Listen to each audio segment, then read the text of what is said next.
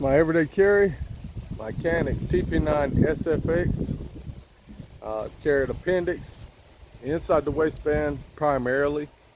But a lot of times I do carry in a shoulder holster sometimes when I want it to actually be seen and for the purposes of display, or in my outside the waistband holster. And I have several, but primarily the one that came with the Canik. I still use it, and it's been about 4 years. And that's usually my primary outside the waistband holster, is the very one that it came with. And I have some custom outside the waistband holsters, but still, that is just a great option.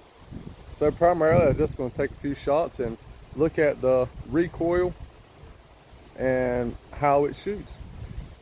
Just so you know, I do have swapped out the trigger. This is a Galloway Precision flat face trigger. Very simple install, about 30 bucks. Good trigger. It doesn't really reduce the weight much, but it does change the way that the gun breaks. And it gives a better shooting experience, even though the trigger that came with it was fantastic. I have the Holosun 407C X2. I really love that. It does show you your mistakes, and it is only for those who are willing to train and put in the work.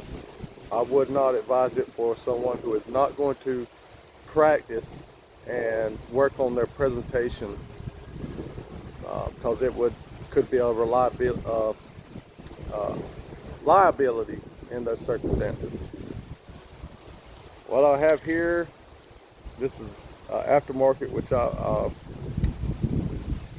polished it to go with the barrel. This is primarily only for shooting, target shooting. I don't really carry this very much, but at times I do. It's reliable. It has been reliable, and it's a Pro Mag. And what we're shooting is 147 grain full metal jacket.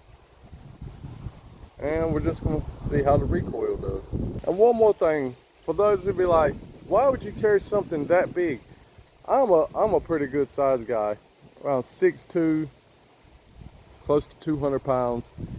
You see my hand size. For me, this is not a very large gun. You see the width? It's about a finger. Okay, so package actually sits very small. Well, not small, but it's very concealable for me. Okay, so let's just shoot a few and see how it goes.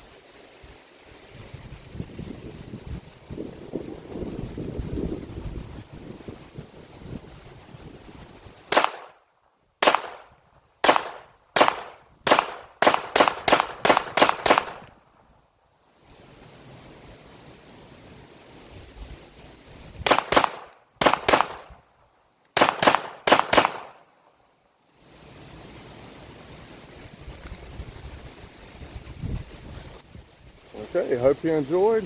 Once again, this is my Canik, my everyday carry. Been carrying it for about 4 years, approximately 5,000 rounds. Haven't had one hiccup, not a failure to feed, failure to eject, nothing. Very, very reliable.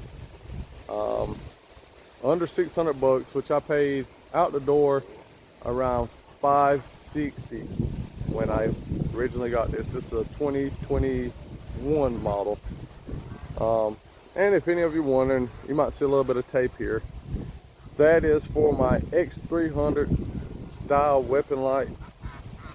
It's the quick detach, but it has a little bit of play. So I put a little bit of this tape here, which takes the play completely out. I'll put that light on a lot of times when I'm at home at night. I don't carry a lot with that light, but I do from time to time, but it's not really necessary because I always carry a EDC flashlight. And this is the Nitecore MT1A Pro, 800 lumen. I can do a review on that sometime later. Very good. It's a very good light. But this has been the Canik TP9 SFX, and I hope you enjoy.